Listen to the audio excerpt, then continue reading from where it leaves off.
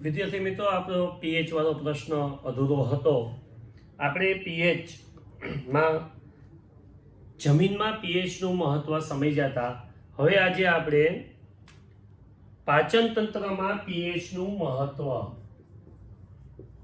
પાચન તંત્રમાં પીએચનું મહત્વ સમજવાનું છે. તો પાચન તંત્રમાં પીએચનું મહત્વ શું છે? તો કે આપણે જાણીએ છીએ કે ખોરાકના પાચનમાં જઠર અગત્યનો ભાગ ભજવે છે. વિદ્યાર્થી મિત્રો, આપણે પાચન તંત્રમાં જોયું કે જ્યારે જઠરમાં ખોરાકનો પ્રવેશ થાય ત્યારે જઠર રસનો સ્ત્રાવ થાય છે. જઠર રસમાં 3 ઘટકો જોયા હતા. એક HCl, પછી શ્લેષ્મ અને પેપ્સિનોજન ઉત્સેચક. તો આમાં HCl નો સ્ત્રાવ થાય છે. HCl કેવું છે? એસિડિક છે. તો જઠરમાં એસિડનું પ્રમાણ વધી જાય છે. જઠર હાઇડ્રોક્લોરિક એસિડ ઉત્પન્ન કરે છે, જે જઠરને નુકસાન પહોંચાડ્યા વગર ખોરાકનું પાચન કરવામાં મદદરૂપ થાય છે. કારણ કે આ ઉપરાંત ખોરાકમાં રહેલા બેક્ટેરિયાનો પણ એ શું કરે છે? નાશ કરે છે. પરંતુ અપચા દરમિયાન જઠરમાં ખૂબ જ વધુ માત્રામાં એસિડ ઉત્પન્ન થઈ જાય. જો વધુ માત્રામાં એસિડ ઉત્પન્ન થાય એટલે બળતરા થાય આપણને, જેને આપણે સાદી ભાષામાં શું કહીએ છીએ? એસિડિટી કહીએ છીએ. હવે એસિડિટીના ઉપચાર માટે આપણે શેનો ઉપયોગ કરવો પડે? તો કે બેઝનો ઉપયોગ કરીએ છીએ. અને આ બેઝ ધરાવતી દવાને એન્ટાસિડ, એન્ટી એસિડ, એના ઉપરથી એન્ટાસિડ દવાઓ. અને એમાં તમે ખાવાનો સોડાનું અણુસૂત્ર આપણને ખબર છે. ખાવાનો સોડા NaHCO3, સોડિયમ બાયકાર્બોનેટ અથવા sodium hydrogen carbonate, baking powder, ખાવાનો સોડા, આટલા નામે આને ઓળખી શકાય. અને બીજું milk of magnesia, milk of magnesia એટલે કે મેગ્નેશિયમ હાઇડ્રોક્સાઇડ,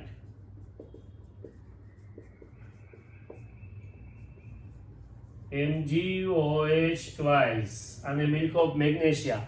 આ એન્ટાસિડ પદાર્થો છે. આ પદાર્થો છે કયા છે? એન્ટાસિડ પદાર્થો છે. અને આ પદાર્થો છે એ એન્ટી એસિડ. જો જઠરમાં pH નું પ્રમાણ એકદમ ઘટી જાય એટલે કે એસિડિકતાનું પ્રમાણ વધી જાય ત્યારે આ પદાર્થો લેવાથી આપણને તરત જ એસિડિટીમાં રાહત થઈ જાય છે. પછી છે દાંતનું ક્ષયન. દાંતનું ક્ષયન થવું જોઈએ. દાંત ઉપર કેલ્શિયમ ફોસ્ફેટનું જે પડ છે એનું ક્ષયન થાય. કેવી રીતે થાય જોઈએ? તો કે આપણી મોંની અંદરના ભાગની pH 5.5 કરતાં ઘટી જાય ત્યારે દાંતનો સડો એટલે કે ક્ષયન શરૂ થાય છે. આપણા મોઢાની pH કેટલી હોય છે? તો કે મોઢાની pH આશરે 5.5 ની આસપાસ હોય છે. જો આ 5.5 થી ઘટે તો દાંતનું ક્ષયન ચાલુ થાય છે. દાંતનું ક્ષયન એટલે દાંતમાં થતો સડો, દાંતમાં થતો સડો. તો આપણા મોઢાની pH કેટલી હોય? 5.5 ની આસપાસ હોય. જો એનાથી ઘટે એટલે વધુ એસિડિક થઈ. આપણે ગઈકાલે જોયું હતું pH જેમ ઘટતી જાય એમ એસિડિકતાનું પ્રમાણ વધતું જાય છે. તો 5.5 થી ઘટે તો દાંતનું ક્ષયન થાય. તો કે આ ક્ષયન કેવી રીતે થાય? તો કે દાંતનું પડ છે કેલ્શિયમ ફોસ્ફેટ. દાંતનું પડ છે શેનું બનેલું છે? તો કે કેલ્શિયમ ફોસ્ફેટનું બનેલું છે. તો કેલ્શિયમ ફોસ્ફેટનું બનેલું હોય દાંતનું પડ, દાંતનું પડ કેલ્શિયમ ફોસ્ફેટ, અણુસૂત્ર છે Ca3PO4 ટ્વાઇસ, Ca3PO4 ટ્વાઇસ જેવા કઠિન પદાર્થનું બનેલું હોય છે. તે પાણીમાં ઓગળતું નથી. પરંતુ જો મોઢાની અંદરની pH 5.5 કરતાં ઘટી જાય ત્યારે તે પડ ખવાઈ જાય છે અને એને શું કહેવાય? દાંતનું ક્ષયન કહેવાય. તો કે સાહેબ આ ઘટે શું કામ? તો કે મોંમાં હાજર બેક્ટેરિયા જમ્યા પછી, આપણે જ્યારે જોબરીએ છીએ, જમીએ છીએ, એ જમ્યા પછી મોંની અંદર હાજર રહેલા બેક્ટેરિયા ખોરાકના મોઢામાં રહી ગયેલા ખોરાકના કણો અને શર્કરાના વિઘટનથી એસિડ ઉત્પન્ન કરે છે. આપણા મોંની અંદર જે બેક્ટેરિયા હોય એ બેક્ટેરિયા શું કરે તો કે ખોરાકના કણનું વિઘટન કરી અને એસિડ ઉત્પન્ન કરે છે. હવે એસિડ ઉત્પન્ન થાય એટલે pH 5.5 થી ઓછી થવાની છે અને એને હિસાબે દાંતની ઉપર જે કેલ્શિયમ ફોસ્ફેટનું પડ છે એનું શું થઈ જાય છે, ક્ષારણ થઈ જાય છે, એનું ખવાણ થઈ જાય છે, જે દાંતના ક્ષરણ માટે જવાબદાર છે. આથી ખોરાક ખાધા પછી દાંત સાફ કરવા જોઈએ, બ્રશ ખાસ કરવું જોઈએ.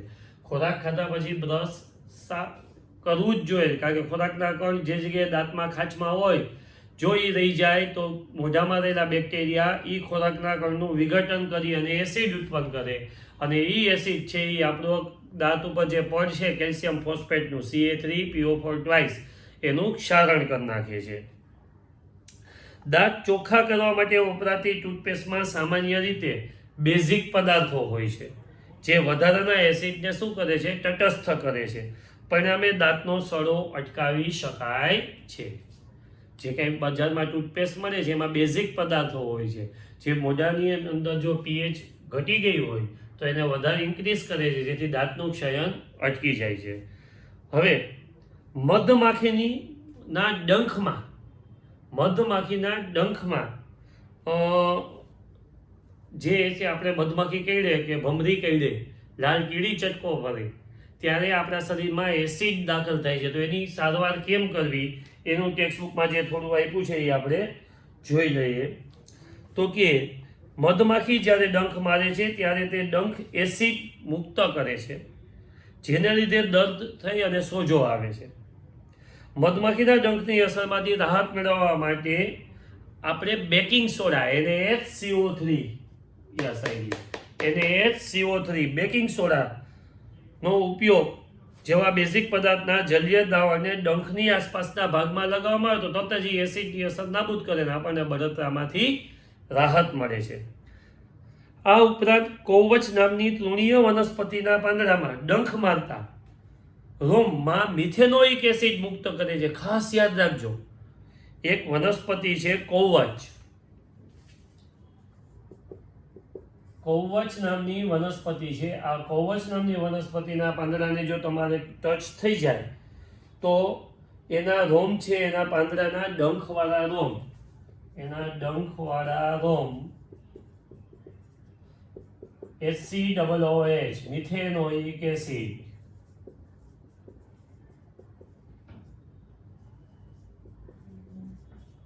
HCOOH મિથેનોઇક એસિડ છે એનો સ્ત્રાવ કરે છે અને એની હિસાબે આપણને એકદમ કાળી બળતરા થાય છે. એના હિસાબે આપણને શું થાય છે, એકદમ કાળી બળતરા થાય છે.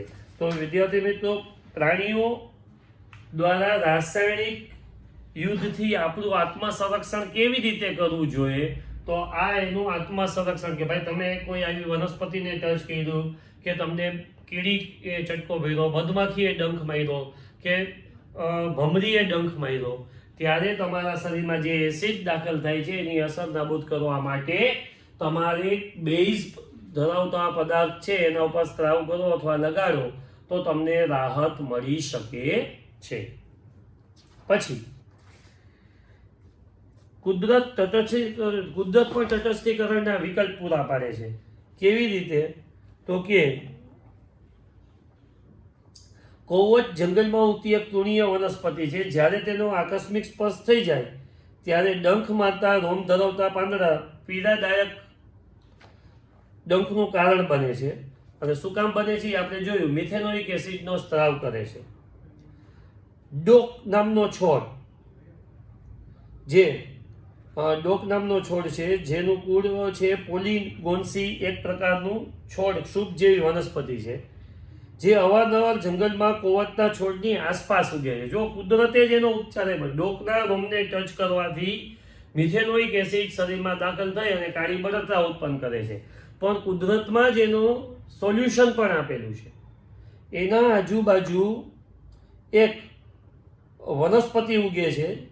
કઈ વનસ્પતિ, તો કે ડોક નામની વનસ્પતિ ઉગે છે જે તેના પાંદડા ડંખવાળા ભાગ ઉપર ઘસવાથી તમને તરત જ રાહત થઈ જાય છે. તો એનો પરંપરાગત ઉપચાર છે.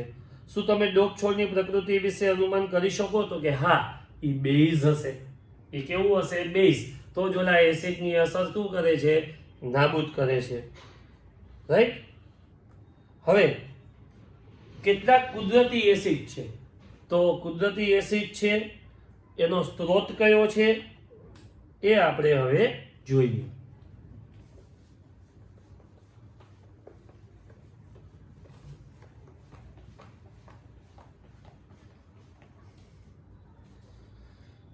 કુદરતી એસિડ, કુદરતી સ્ત્રોત છે વિનેગાર. ક્યાંથી મળે છે? જો આમાં એક્ઝામમાં હેતુલક્ષીમાં પૂછાઈ શકે કે કયા પદાર્થમાંથી કયો એસિડ પ્રાપ્ત થાય છે. દાખલા તરીકે કુદરતી સ્ત્રોત પહેલા જોઈએ તો કે વિનેગાર. એસેટિક એસિડ કહેવાય.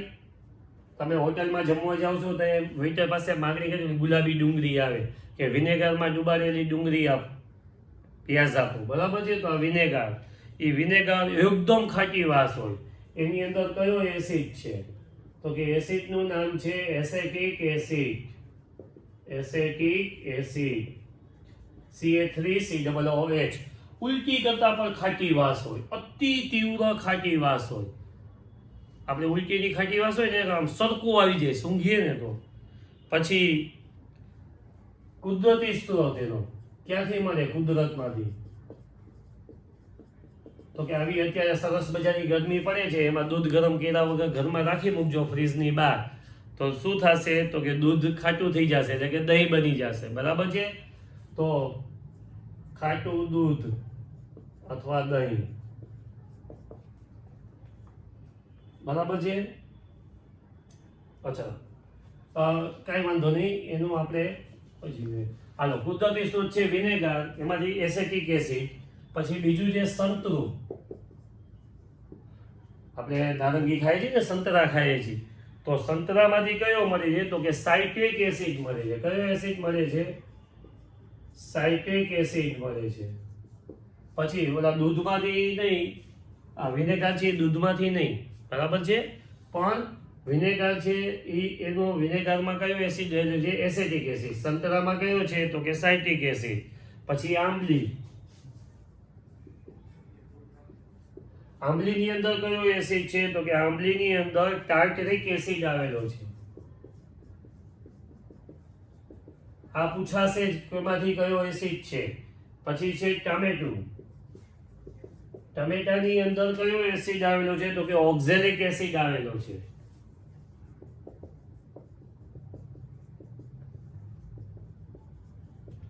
પછી ખાટું દૂધ એટલે દહીં,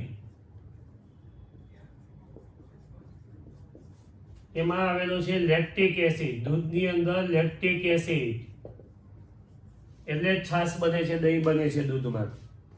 પછી છે લીંબુ. લીંબુ અને સંતરું બેયમાં સરખું જ આવે, સાઇટ્રિક એસિડ.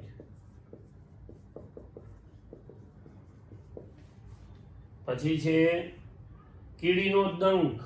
કીડી તમને ડંખ મારે, કીડીનો ડંખ. સરસ મજાની લાલ કીડી તમને ચટકો ભરે તો એમાંથી કયો એસિડ તમારા શરીરમાં આવે છે? તો કે મિથેનોઇક એસિડ.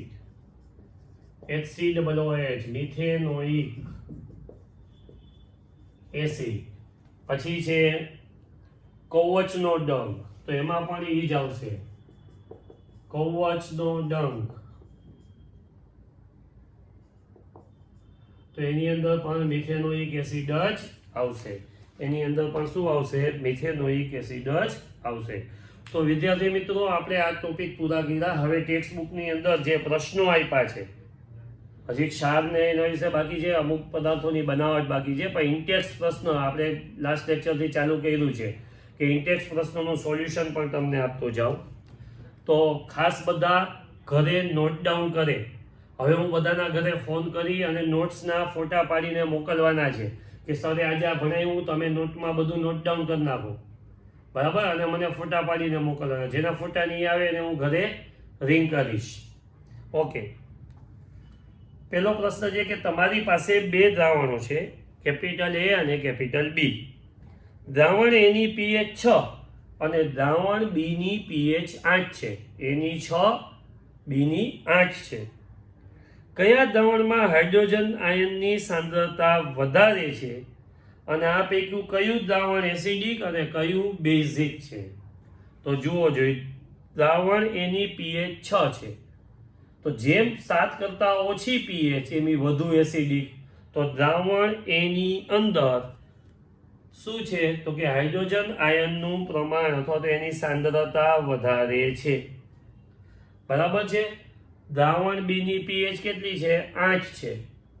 તો તે બેઝિક છે. 7 કરતાં વધુ એને કેવો કહેવાય? બેઝ કહેવાય. એટલે દ્રાવણ 7 છે એ બેઝિક છે અને તેમાં હાઇડ્રોજન આયનની સાંદ્રતા ઓછી હશે.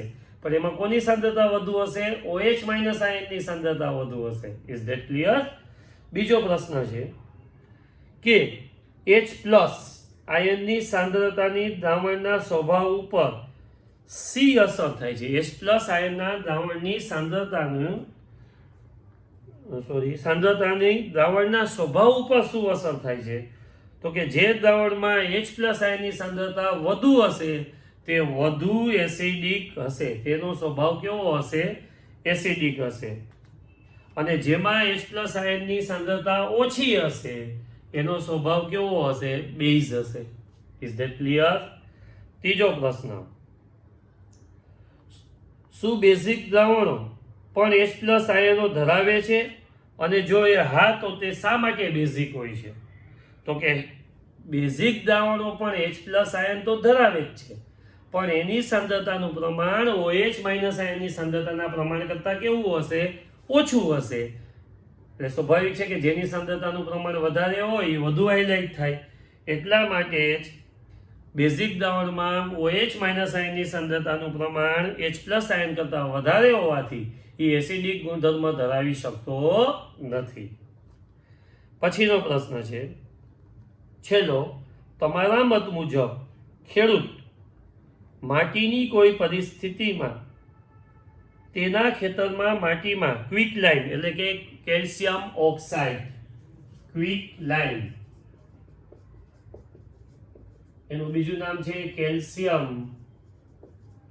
ઓક્સાઇડ. ગઈકાલે મેં તમને કીધું હતું કયું ઉમેરવાથી એસિડિકતામાં વધારો ઘટાડો થાય છે. CaO, ક્વિકલાઇમ. બરાબર છે. તમારા મત મુજબ ખેડૂત માટીની કઈ પરિસ્થિતિમાં તેના ખેતરની માટીમાં ક્વિકલાઇમ અથવા ફોડેલો ચૂનો અથવા ચાક એટલે કે કેલ્શિયમ કાર્બોનેટ નો ઉપયોગ કરશે? તો ગઈકાલે તમને શીખવાડ્યું હતું કે ક્યારે ક્વિકલાઇમનો ઉપયોગ થાય, ક્યારેક એનો ઉપયોગ થાય. આજે પાછું તમને એક વખત શીખડાવી દઉં. પ્રશ્નો સ્વરૂપે પૂછ્યું છે એટલે રિપીટ પણ થઈ જાય કે જો પીએચ, માટીની પીએચ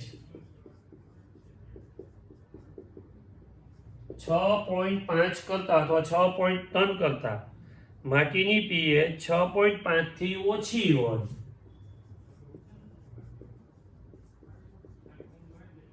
જો માટીની પીએચ 6.5 થી ઓછી હોય તો એ કેવો કહેવાય? એસિડિક. તો એ કેવો ગુણધર્મ ધરાવે છે? એસિડિક ગુણધર્મ ધરાવે છે. હવે આ એસિડિક માટીને તટસ્થ કરવા માટે તેમાં બેઝ ધરાવતો પદાર્થ ઉમેરવો પડે, જે ક્વિકલાઇમ. ક્વિકલાઇમ CaO, કેલ્શિયમ ઓક્સાઇડ. જો પાછું એકવાર યાદ કરો, ધાત્વિય ઓક્સાઇડ બેઝના ગુણધર્મ ધરાવે છે. તો વિદ્યાર્થી મિત્રો, કેલ્શિયમ ધાતુ છે, ઓક્સિજન સાથેનું સંયોજન એટલે કેલ્શિયમ ઓક્સાઇડ. તો એ ધાત્વિય ઓક્સાઇડ. ધાત્વિય ઓક્સાઇડ કેવા છે? બેઝના ગુણધર્મ ધરાવે છે. આવ્યું યાદ? તો એ બેઝના ગુણધર્મ ધરાવે છે. એટલા માટે આમાં શું ઉમેરવું પડે? તો કે એમાં ઉમેરવું પડે ક્વિકલાઇમ. ક્વિકલાઇમ એટલે CaO. Is that clear? પછી જેવા બેઝિક પદાર્થો જેવા કે ક્વિકલાઇમ અથવા ફોડેલો ચૂનો CaOH ટ્વાઇસ, કેલ્શિયમ હાઇડ્રોક્સાઇડ કે ચોક ઉમેરે છે. Is that clear? સમજાઈ ગયું? તો હવે આપણે ક્ષાર વિશે વધુ જાણકારી મેળવવાની છે. તો ક્ષાર શું છે? આપણે ઓલરેડી શીખી ગયા છીએ કે એસિડ અને બેઝ નું સંયોજન કરો એટલે ક્ષાર અને પાણી મળે છે. તો આ ક્ષાર શું છે અને એના વિશે આપણે હવે જોઈએ. ક્ષાર પરિવાર. અગાઉના વિભાગમાં આપણે વિવિધ પ્રક્રિયાઓ દરમિયાન ક્ષારનું નિર્માણ જોયું. ચાલો આપણે તેની બનાવટ, ગુણધર્મ અને ઉપયોગિતા વિશે સમજીએ કે ભાઈ એની બનાવટ શું છે, એની ઉપયોગિતા શું છે. તો સૌથી પહેલા ક્ષાર પરિવાર. તો ક્ષાર પરિવારમાં શું છે તો કે નીચે દર્શાવેલ ક્ષારોના સૂત્ર લખો અને એના પ્રવૃત્તિ આપી છે એમાં તમારે બધાના જે નામ આપ્યા છે એ બધાના સૂત્ર લખવાના છે, સૂત્ર લખવાના છે. તો હું બોર્ડ ઉપર તમને એના સૂત્ર લખીને બતાવું છું. જો આ તમે ઓમાં પણ ચેપ્ટર 1માં જે તમને પેમ્પલેટ આપ્યું હતું એમાં પણ ઉમેરી શકો છો જો કોઈ ન આવ્યા હોય તો. પહેલું છે પોટેશિયમ સલ્ફેટ. પોટેશિયમ સલ્ફેટ તો એનું થશે K2SO4. શું સૂત્ર થશે? K2SO4. બીજું છે સોડિયમ સલ્ફેટ. સોડિયમ સલ્ફેટ તો એનું થશે Na2SO4. પછી છે સોડિયમ સલ્ફેટ કીધું, પછી calcium sulphate. Calcium sulphate CaSO4. Calcium sulphate. પછી છે મેગ્નેશિયમ સલ્ફેટ. હમણાં દેખ્યું તો magnesium sulphate.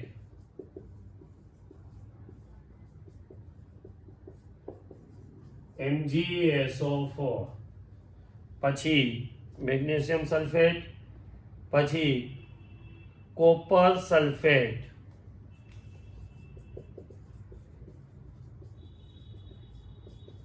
CuSO4. Copper sulphate. પછી સોડિયમ ક્લોરાઇડ. તમારામાં ઓછું છે એ sodium chloride NaCl. Sodium chloride. પછી છે sodium nitrate. Sodium nitrate NaNO3. Sodium nitrate એટલે NaNO3. પછી સોડિયમ કાર્બોનેટ. ધોવાનો સોડા કહેવાય. Sodium carbonate Na2CO3. શું આવશે? Na2CO3. પછી છે એમોનિયમ ક્લોરાઇડ. Ammonium chloride. જો વિદ્યાર્થી મિત્રો બધા ક્ષારના નામ છે તો કે NH4Cl. આ બધા શું છે તો કે ક્ષારના નામ છે. આ બધા હવે આપણે આ બધા ક્ષારમાં એવા એસિડ ગોતવા છે. જો આ પ્રવૃત્તિમાં આપ્યું ટેક્સ્ટ બુક, એવા એસિડ તથા બેઝની ઓળખ કરો કે જેમાંથી ઉપયુક્ત ક્ષાર પ્રાપ્ત થાય છે. તો હું તમને નેક્સ્ટ લેક્ચરમાં પોટેશિયમ સલ્ફેટ જે ક્ષાર બન્યો તેમાં કયા એસિડ અને કયા બેઝનો ઉપયોગ થયો એની યાદી તમને હું આપીશ. Is that clear? ઓકે, તો નેક્સ્ટ લેક્ચરમાં આપણે મળીશું.